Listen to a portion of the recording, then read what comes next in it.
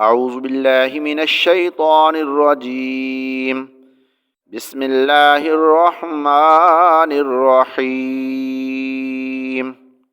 إذا وقعت الواقعة ليس لوقعتها كاذبة خافضة رافعة إذا رجت الأرض رجا وبست الجبال بسا فكانت هباء منبثا وكنتم أزواجا ثلاثا فأصحاب الميمنة ما أصحاب الميمنة وأصحاب المشأمة ما أصحاب المشأمة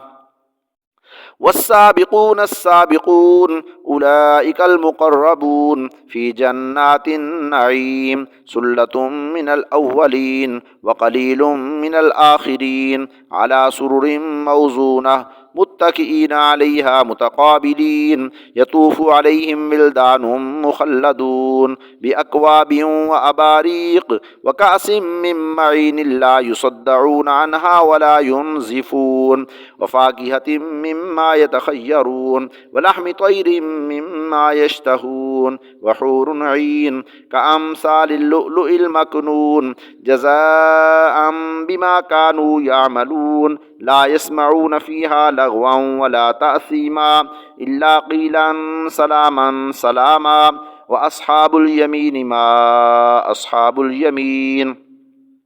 في سدر مخزود وطلح منزود وظل ممدود وماء مسكوب وفاكهة كثيرة لا مقطوعة ولا ممنوعة وفرش مرفوعة إنا أنشأناهن إنشاء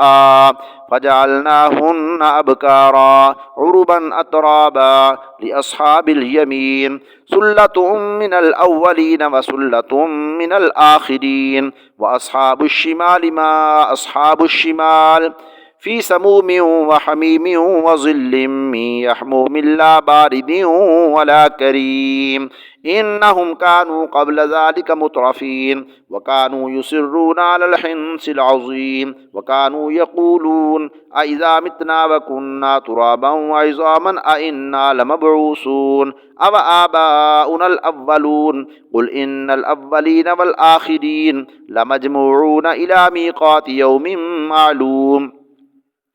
ثم إنكم أيها الضالون المكذبون لآكلون من شجر من زقوم فمالئون منها البطون فشاربون عليه من الحميم فشاربون شرب الهيم هذا نزلهم يوم الدين نحن خلقناكم فلولا تصدقون أفرأيتم ما تمنون أأنتم تخلقونه أم نحن الخالقون نحن قدرنا بينكم الموت وما نحن بمسبوقين على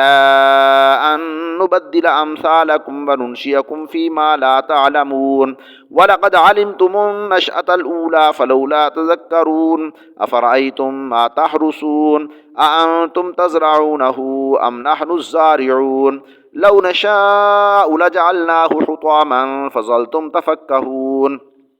إنا لمغرمون بل نحن محرومون أفرأيتم الماء الذي تشربون أأنتم أنزلتموه من المزن أم نحن المنزلون لو نشاء جعلناه أجاجا فلولا تشكرون أفرأيتم النار التي تورون أأنتم أنشأتم شجرتها أم نحن المنشئون نحن جعلناها تذكرة ومتاعا للمقوين فسبح باسم ربك العظيم فلا أقسم بمواقع النجوم وإنه لقسم لو تعلمون عظيم إنه لقرآن كريم في كتاب مكنون لا يمسه إلا المطهرون تنزيل من رب العالمين أفبهذا الحديث أنتم مدهنون وتجعلون رزقكم أنكم تكذبون فلولا إذا بلغت الحلقوم وأنتم حينئذ تنظرون ونحن أقرب إليه منكم ولكن لا تبصرون فلولا إن كنتم غير مدينين ترجعونها إن كنتم صادقين فأما إن كان من المقربين فروح وريحان وجنة نعيم وأما إن كان من أصحاب اليمين فسلام لك من أصحاب اليمين وأما إن كان من المكذبين الضالين فنزل